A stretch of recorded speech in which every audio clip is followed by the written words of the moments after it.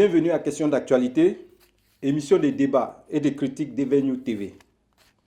Amis internautes, amis téléspectateurs, pour ce numéro, nous recevons M. Tiakole. Tiakole est militant de l'Union pour la démocratie et pour la paix en Côte d'Ivoire, parti créé en 2001 par le général Robert Gueye.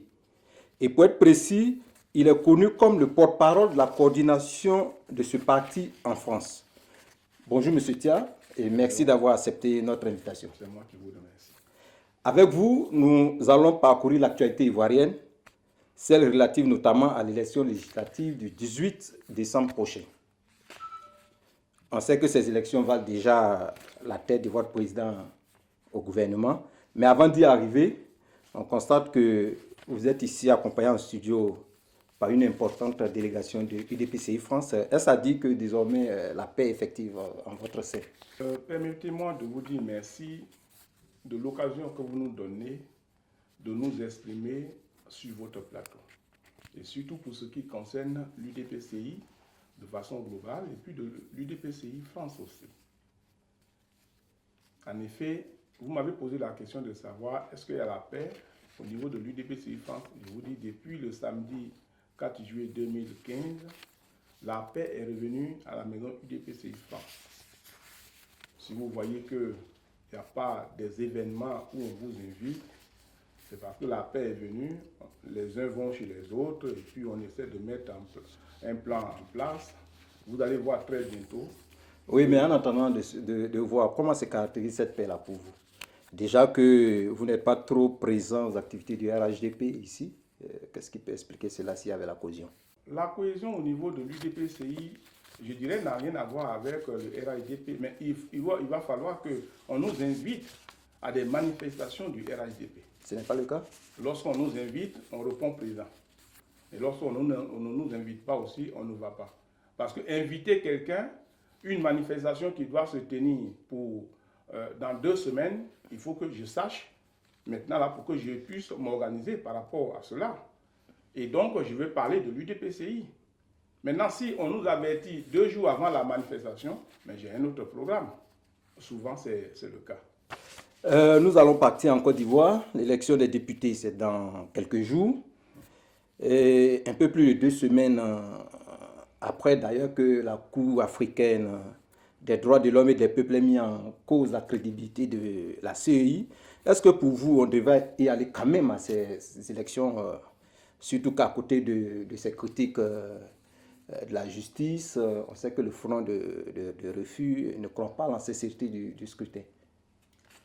Si j'apporte une importance majeure à ce que dit le front de refus par rapport à la commission électorale, parce que nous sommes tous ivoiriens, il y a eu des élections en 2010 et c'est M. Bakayoko qui était à la tête de la commission électorale indépendante.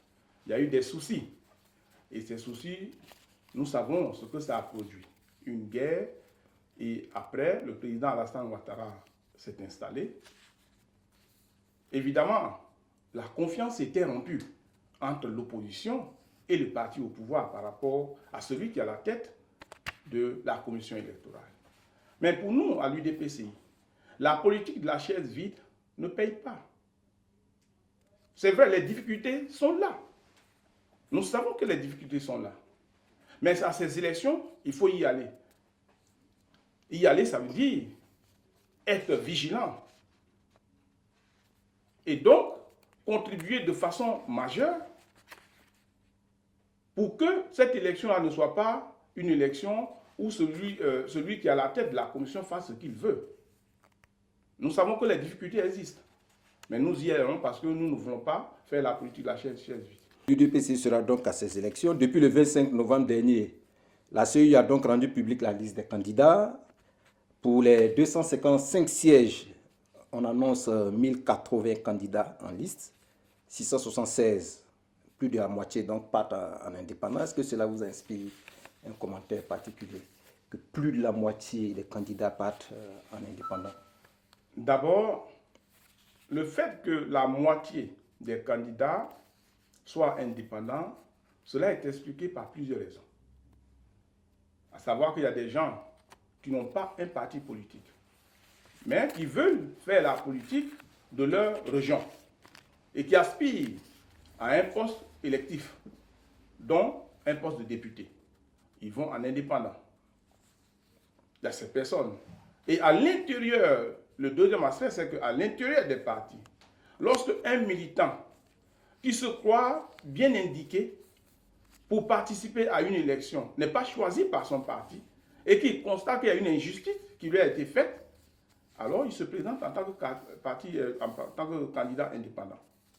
Et dans toutes les démocraties, cela participe aussi à la démocratie. Parce qu'il faut le savoir. Le RHDP, le groupe auquel appartient votre parti, après étude des différents dossiers, était partant avec 135 candidats du RDR, 101 du PDC et 9 de l'UDPCI, ce que votre président Albert Mabry-Touakes a réfuté. Est-ce que vous croyez que la cohésion du groupe lui autorisait cette sorte d'indiscipline, refuser de s'allier à la décision du RHDP? Sur cette question, permettez-moi de dire beaucoup de choses. L'UDPCI, 9 candidats. Le RDR, 135 candidats. Le PDCI, 101 candidats. On nous impose des chiffres. Mais permettez-moi de reculer un peu en arrière dans le temps. Le mercredi 18 mai 2005, le RHDP est né à Paris. Et dans les clauses de ce mouvement-là, il fallait respecter d'abord l'indépendance de chaque parti. C'est un fait. Il n'y avait pas un dominateur sur l'autre. Nous sommes partis égaux selon les tests qui nous ont permis de signer cette association politique. C'est au nom de cela qu'aux élections présidentielles de 2010, tous les candidats, c'est-à-dire tous les membres du RHDP sont allés aux élections en tant que candidats à la présidentielle. Et c'est au deuxième tour, le candidat qui était bien positionné, et en cette période-là, c'était M. Alassane Draman Ouattara qui était bien positionné. Et conformément aux tests du RHDP, Alassane Ouattara a été soutenu et il a été élu comme président de la République. Et nous lui avons fait encore une grâce, je pourrais dire une grâce, parce que nous sommes allés contre nos tests pour la Côte d'Ivoire en 2013. Quand l'UDPCI, du 18 au 20 décembre 2013, est allé au Congrès, compte tenu de la fragilité de la situation sociale et politique ivoirienne, l'UDPCI a bien voulu soutenir la candidature de M. Ouattara pour permettre que les 5 prochaines années, qu'ils prennent le temps avec les partis politiques, avec la société civile et donc globalement avec la Côte d'Ivoire pour stabiliser la situation qui était fragile. Nous l'avons fait contre notre volonté et nous l'avons fait contre la volonté des textes qui nous lient. D'accord, mais aujourd'hui... Aujourd'hui, c'est là que je vais en venir. Aujourd'hui, j'ai l'impression que nous ne sommes plus dans le cadre de la signature du RHDP à Paris. On a l'impression d'avoir un roi qui veut mettre tout le monde au pas. Ce n'est pas juste, ce n'est pas démocratique. C'est dire que vous vous élevez contre la décision de mettre un terme aux fonctions au sein du gouvernement de votre leader. C'est cela? Si, je me... vous vous élevez contre? Bien sûr. Mais en plus du président du parti, parce qu'il a revendiqué ce qui est juste, pour dénoncer le comportement que... Permettez-moi de dire, hier j'ai vu sur le journal du RDR, Amadou Soumaoro, M. Amadou Soumaoro qui dit Mabry et l'UDPCI ont trop demandé. Comme si eux, ils savent réellement leur électorat en Côte d'Ivoire. Ok, et quel est cet électorat? Je parle du RDR. Oui, du RDR, évidemment. Je parle du RDR. Oui, du RDR, évidemment. Voilà, mais... C'est le parti au pouvoir. Oui, mais c'est le parti au pouvoir soutenu par les autres partis. Et ce n'est pas parce qu'on les soutient que nous sommes devenus leurs esclaves. Il faut que cela soit clair dans leur tête. Oui, mais... Bon, attendez, permettez-moi, monsieur. Vous voyez, il y a une situation aussi que je dénonce. Au niveau des candidats même. Quand le président François Mitterrand a été élu en 1981 en France, c'est lui qui a apporté la réelle décentralisation ici, en France. Mais dans la décentralisation, au niveau politique aussi, il a apporté un élément qui était très important. Quand vous prenez, je prends le cas de Ségolène Royal. Elle est à Poitou-Charentes. Mais Poitou-Charentes n'est pas forcément sa région d'origine. Et beaucoup d'élus ici en France ne sont pas représentés dans leur région d'origine. Et donc, on les a parachutés pour permettre un équilibre social, politique, mais social, au niveau de la France. Ah, Aujourd'hui, quand vous allez en Côte d'Ivoire, je n'ai rien contre les noms des frères qui sont du Nord, parce que c'est leur nom. Quand vous allez à Tengrera, vous allez trouver un Koné là-bas. Quand vous allez à Wangolodougou, vous allez trouver un Koulibaly. Mais les RDR a des militants qui sont à Daloa. Les RDR a des militants qui sont en fait. Mais est-ce que vous croyez qu'il y a un Kona ou un Kwasi qui s'est présenté au Nord et qu'on lui a Évidemment, c'est ce que je vais dénoncer. Oui, mais est-ce qu'on lui a refusé la candidature? S'il n'y a pas de Kona pour se présenter au Nord, à qui la faute? Moi, je dis, si le RDR veut aujourd'hui, permettre l'équilibre social et politique en Côte d'Ivoire, qu'on essaie ce que François Mitterrand a fait ici en France à partir de 1981. Et qu'on envoie Anne Ouloto à Korogo pour qu'elle soit députée de Korogo. Et qu'on envoie Dakouli Tabé lui André à Odiéné pour qu'il soit le député d'Odiéné.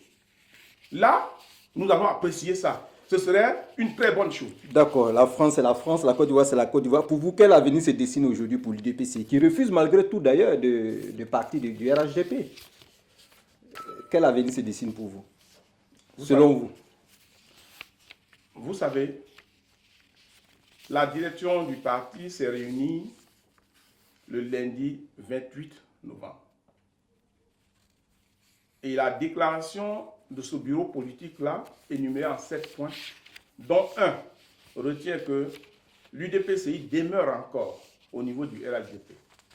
Mais qu'après les élections législatives, nous allons aviser ce qui a lieu de faire après. Mais pour le moment, ne m'en demandez pas plus. Je suis un militant discipliné et je m'accorde avec ma direction que nous sommes encore au RHDP. Si il arrive demain qu'on doit apprécier de partir du RHDP, nous allons partir du RHDP. Nous n'avons pas de chaîne au pied. Hein. Mais est-ce que vous ne craignez pas que le RHDP connaisse un nouveau UDPCI à l'image du MFA? Autrement, est-ce que vous ne craignez pas le syndrome Anaki? Parce qu'on sait déjà qu'en vos sein, il y a des hauts cadres comme Maï Clarisse, Jean-Blé Guirao, qui n'ont pas leur candidature quand même retenue par leur formation politique du DPCI. Est-ce que tout cela ne peut pas avoir de conséquences? Je voudrais d'abord parler de Madame Maï Clarisse et de Blé Guirao. C'est des hauts cadres de l'UDPCI. Les candidatures ont été rejetées par l'UDPCI. Particulièrement, Mme Maï Clarisse, elle a été députée, du moins elle est députée de Béouin.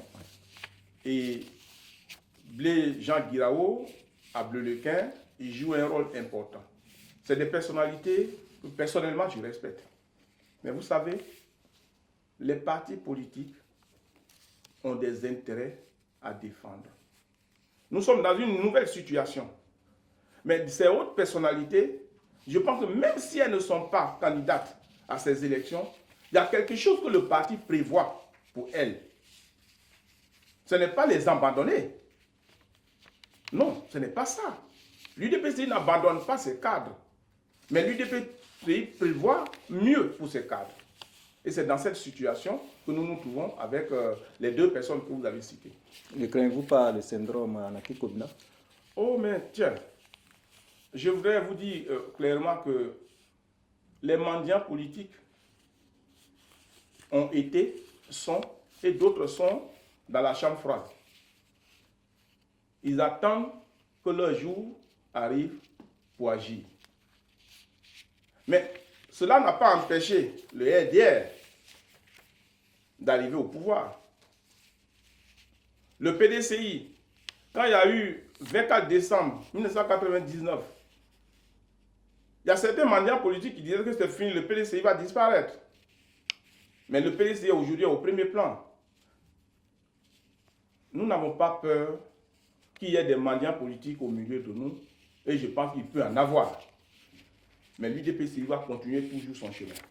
Est-ce que depuis cette situation, vous avez été en contact avec la coordination France, évidemment, a été en contact avec le président du parti. Est-ce que vous avez reçu des consignes de sa part? Est-ce que vous êtes entré en contact avec lui? Pas de consignes particulières. Comment il vit la situation? Et il y a des amis qui l'ont eu directement au téléphone. Et vous l'avez vu aussi, il a fait une conférence de presse après le bureau politique du lundi 28. Et vous avez entendu ce que le président Mabré a dit. Le moral est très fort. Et lui, en tant qu'homme d'État, il sait que le poste de ministre est un poste nominatif. Celui qui t'a fait peut te défaire. Ce n'est pas un drame. Mais c'est la façon de faire. C'est ça qui pose problème. La façon de faire. Où on cherche à humilier les gens. C'est ça qui pose problème. Sinon, un ministre, tu viens, celui qui t'a nommé n'a plus besoin de toi. Il met fin à ta fonction. Mais c'est la façon de faire. C'est ça qui pose problème aujourd'hui. Et de surcroît, il y a des militants de l'UDPCI qui sont à des grandes directions, qu'on les enlève sur l'ordre du président de la République.